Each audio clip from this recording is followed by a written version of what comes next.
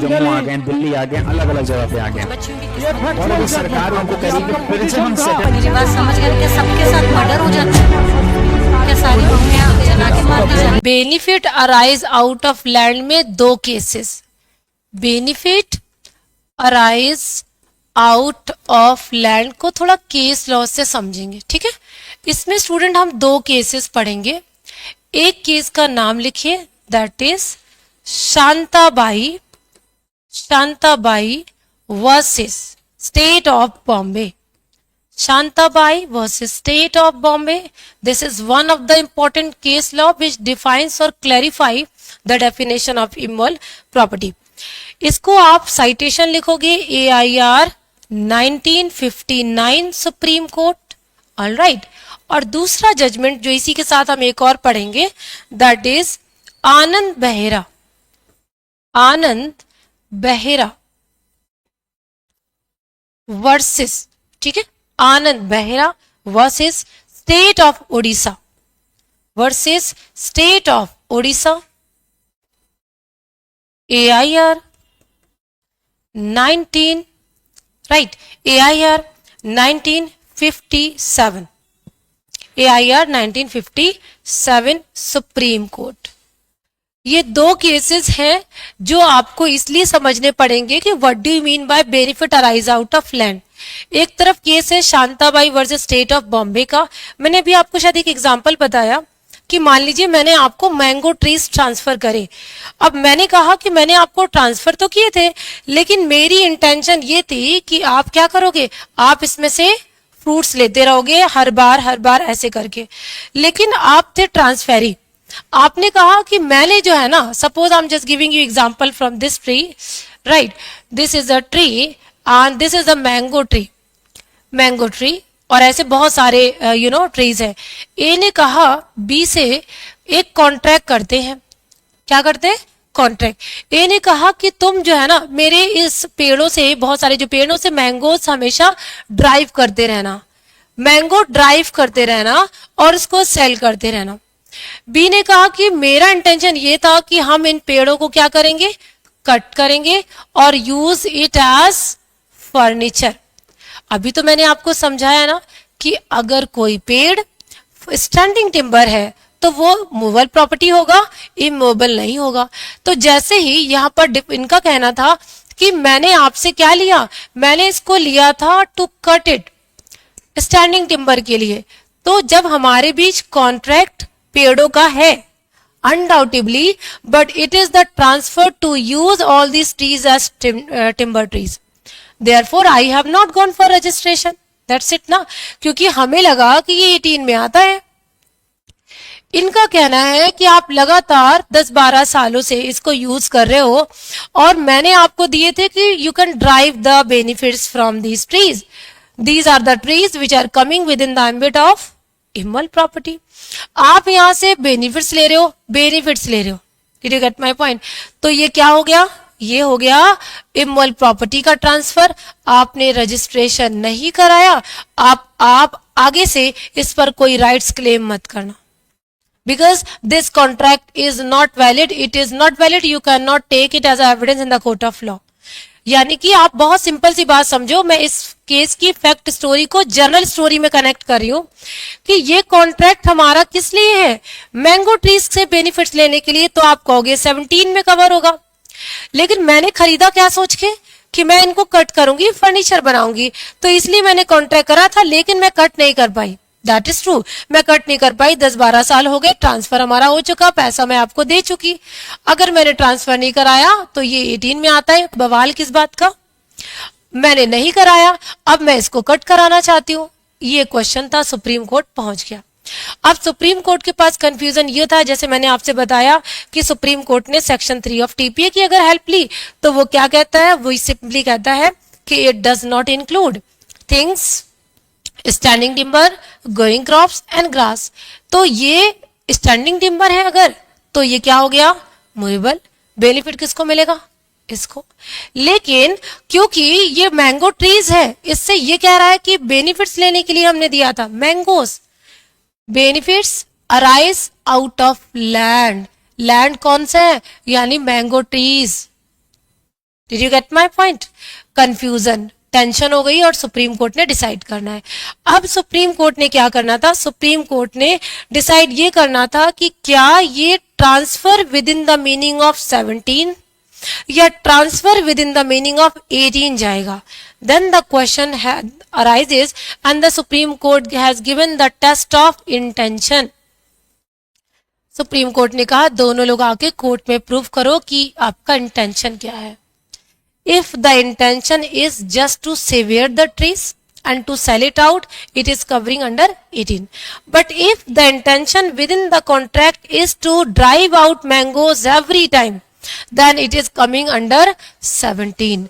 So court ने क्या कहा कि whenever the question arises whether this is immoral property or it is not, the court need to construe the contract and try to find out the intention. When the intention is established in favor of A, this one. If intention goes in favor of B, 18. This it. तो ये वाला case इस बारे में है जहां पर supreme court ने इसको क्लैरिफाई करा। यानी कि इस जो केस है इस पर्टिकुलर केस में जिसमें आपने पढ़ा है कौन सा, शांताबाई का जजमेंट, इसमें कोर्ट ने कहा कि अगर कोई 10-12 साल तक भी पेड़ से फायदे ले रहा है तो वो ड्राइव आउट ऑफ लैंड है। अगर आप अदरवाइज प्रूफ नहीं कर सकते तो ये 17 में आएगा, transfer of immoral property. That's it ना। यहां पर एक और केस आ गया इसके सामने, सुप्रीम कोर्ट के केस सामने एक केस था कि एक बात बताइए, अगर मान लो हम एक पेड़ है, ठीक है, या समझ लो एक रिवर है, यहां पर इस रिवर का नाम है चिल्का, सुना है ना? चिल्का रिवर कहां पर है? जीके जीएस पढ़ो आएगी। हाँ, उड़ीसा में। Chilka river is well known river in the state of Orissa, जो बिहार से पार्ट करती है।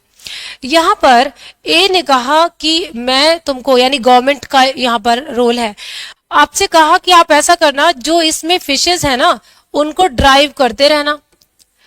And the person who was driving the fishes from the Chilka river was regularly doing so. For a number of years, the person was driving fishes from the Chilka river and he was selling it out. The question was कि क्या आपने इस contractual transfer को register कराया कि नहीं कराया? फिर से वही परेशानी। उसने कहा कि सर फिशेज हैं, जैसे मुद्रिका ने किसी ने कहा था कि मैंगो के बारे में ना कि वो तो मूवेबल है, मूवेबल भी हो सकता है, यानी ये तो मछली है, आज यहाँ है कल मार्केट में होगी, मार्केट से किसी के घर पे होगी, तो फिशेस जो है ना वो मूवेबल प्रॉपर्टी होना चाहिए।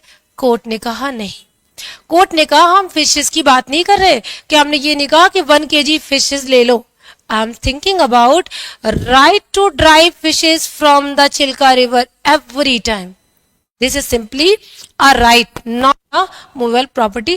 तो सुप्रीम कोर्ट ने इस केस में कहा कि देखो आप पेड़ों से लीव्स लो, है ना, लाख लो, गम लो, वुड्स यूज करो लगातार, या फिर आप किसी रिवर से फिशेस ड्राइव करो, या फिर आप वाटर लो, whatever things are there, ये सारी चीजें benefit arise out of land में आती है। ठीक है, बात समझ में आ रही है? चलो इसमें लिख लो थोड़ा सा, दोनों केसेस की थोड़ी ब्रीफ समरी लिखो। कहां तक पहुंचे थे?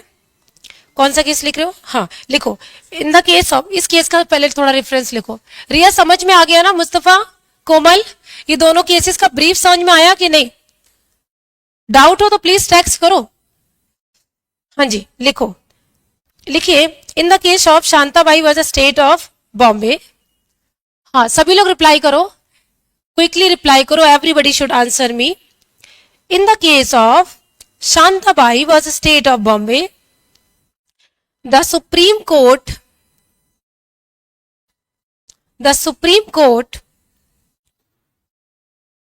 introduced the concept of intention,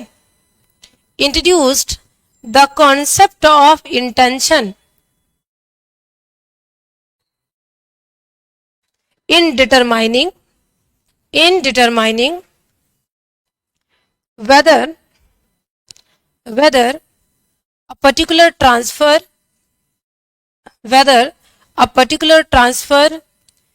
is a transfer of immovable property, whether it is a transfer, क्या लिखा है? whether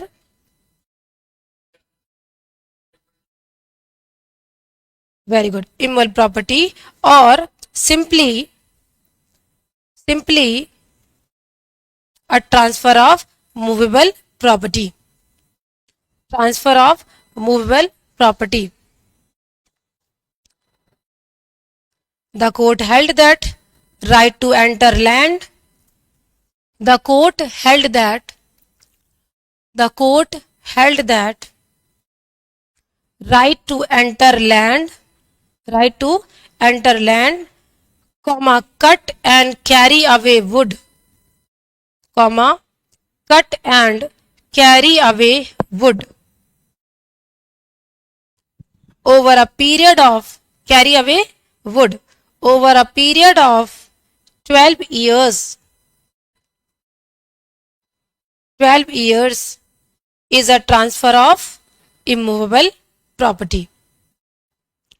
Is a transfer of immovable property. Is a transfer of immovable property. Full stop. The right to collect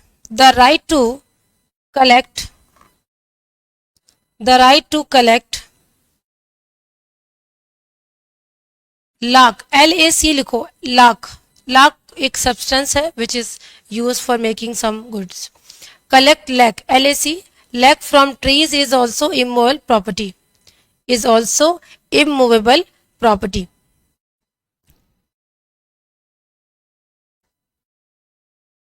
ठीक है, immovable property. In the case of, इसको लिखो, in the case of Anand Behera versus state of Odisha, Anand Behera versus state of Odisha, Anand Behera versus state of Odisha. The court explained the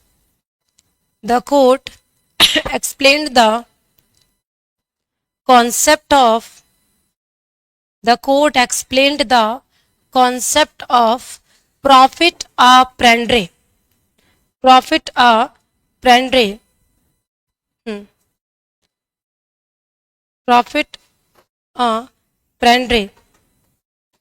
in England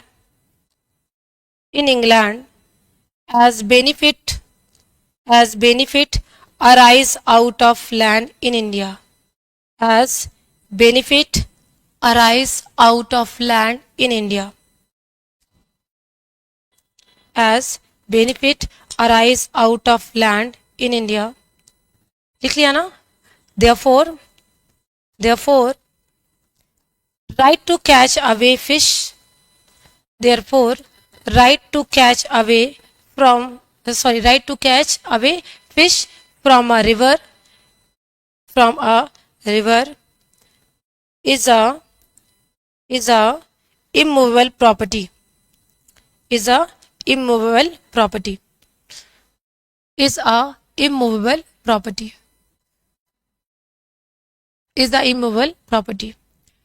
Komal, Devishi, Mudrika, Mustafa and Riya and Jitendra, ये definition of immovable property थोड़ा समझ आया? Tough तो है, लेकिन जब ग्रेजुअली पढ़ोगे ना तो ये आएगी. हालांकि हमें रजिस्ट्रेशन एक्ट में बहुत ज्यादा पढ़ाने की जरूरत नहीं थी, बट मैं इसलिए पढ़ाती हूँ क्योंकि आगे आप TPA पढ़ोगे, वहां पर भी आपको ये डेफिनेशन पढ़ाई जाएगी. तो वहां पर भी अगर आपसे पढ़ाई जाए तो आप उन स्टूडेंट से कंपेरेटिवली अच्छा करो, क्योंकि आप एक बेसिक यहाँ पढ़ चुके हो, आपको पता है कि रजिस्ट्रेशन एक्ट में क्या लिखा है क्या नहीं.